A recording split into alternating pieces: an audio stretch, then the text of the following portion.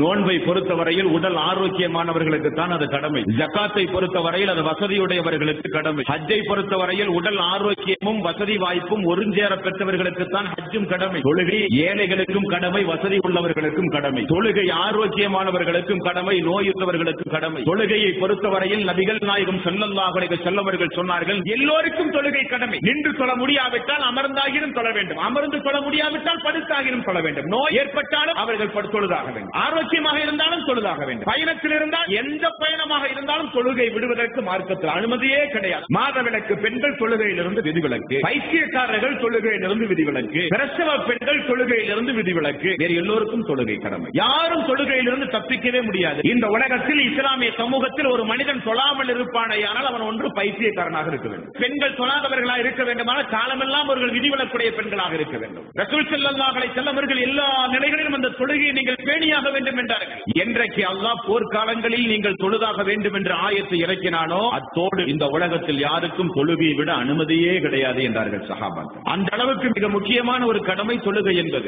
எந்த ஒரு காரணத்தையும் கூறி தொழுகையை விடுவது மார்க்கத்தில் அனுமதியே கிடையாது. 50 வயது 60 வயது ஆகியும் எத்தனையோ இஸ்லாமிய சகோதரர்கள் சகோதரிகள் தொழுகையை நினைத்து கூட பார்க்காமல் இந்த உலகத்திலே வாழ்ந்து கொண்டிருக்கிறார்கள். மிகப்பெரிய தவறு. மரணிப்பதற்குள் நீங்கள் தொழுதாக வேண்டும். நபிகள் நாயகம் ஸல்லல்லாஹு அலைஹி வஸல்லம் அவர்கள் சொன்னார்கள், 2 துண்டாக வெட்டப்பட்டாலும் கீழே தூக்கி எறியப்பட்டாலும் அல்லாஹ்வுக்கு இணை வைக்காதீர்கள், நீங்கள் சொல்லாமல் இருந்து விடாதீர்கள், தொழுதாக வேண்டும் என்று ரசூல் ஸல்லல்லாஹு அலைஹி வஸல்லம் அவர்கள் சொன்னார்கள். நோய்வாய்ப்பட்டு கிடக்கின்ற அல்லாஹ்வுடைய தூதர், நடக்க முடியாமல் அமர முடியாமல் இருந்த அல்லாஹ்வுடைய தூதர், ஒரு நாள் இஷாவுடைய ஜமாத் ரசூல் ஸல்லல்லாஹு அலைஹி வஸல்லம் அவர்கள் எழுந்து ஒது செய்ய முற்பட்டார். மயக்கமுற்று கீழே விழுந்தார். அப்பொழுது அல்லாஹ்வுடைய தூதருக்கு தெரிந்தது, நாம் இனி எழுந்து கூட நடக்க முடியாத அளவுக்கு நோய்வாய்ப்பட்டோம் என்று. ஃபضل இப்னு அப்பாஸ் ரலியல்லாஹு அன்ஹு அவர்களையும் அலி ரலியல்லாஹு அன்ஹு அவர்களையும் அழைத்து, என்னை பள்ளிக்கு நீங்கள் தூக்கி செல்லுங்கள். ஆயிஷா ரலியல்லாஹு அன்ஹா அவர்கள் சொல்கிறார்கள், அல்லாஹ்வுடைய தூதருடைய பாதம் நிலத்தில் வைக்க முடியாத அளவுக்கு நோய்வாய்ப்பட்டிருந்த நேரம், அவருடைய பெருவிரல் நிலத்தில் கோடு போட்டுக் கொண்டு சென்றார். அந்த அளவுக்கு நோய்வாய்ப்பட்டிருந்த நேரத்தில் நபிகள் நாயகம் ஸல்லல்லாஹு அலைஹி வஸல்லம் அவர்கள் தொழுகையை கடைபிடித்தார்கள். தரீகா என்றும் சாதுரியா என்றும் பல்வேறு ஆன்மீகவாதிகள் இன்றைக்கு மனித சமூகத்திலே புறப்பட்டிருக்கிறார்கள். நாங்கள் தொழ வேண்டிய அவசியம் இல்லை, எங்களுள் அல்லாஹ் புகுந்து விட்டார். நாங்கள் பார்க்கிற பார்வை அல்லாஹ், பிடிக்கிற கை அல்லாஹ், நடக்கின்ற கால் அல்லாஹ். ஆகவே நாங்கள் தொழ வேண்டிய அவசியம் இல்லை. மார்க்கத்தில் நாங்கள் பூரணம் அடைந்தவர்கள் என்று சொல்லுகிறவர்களும் இந்த மார்க்கத்தில் உண்டு. ஆனால் நபிகள் நாயகம் ஸல்லல்லாஹு அலைஹி வஸல்லம் அவர்கள் மரண நேரத்தில் கூட மக்களால் தூக்கி வரப்பட்டு ஜமாத்தோடு தொழுதார் என்றால் தொழுகையினுடைய முக்கியத்துவத்தை நீங்கள் புரிந்து கொள்ள வேண்டும் என்பார்ந்த சொல்களே.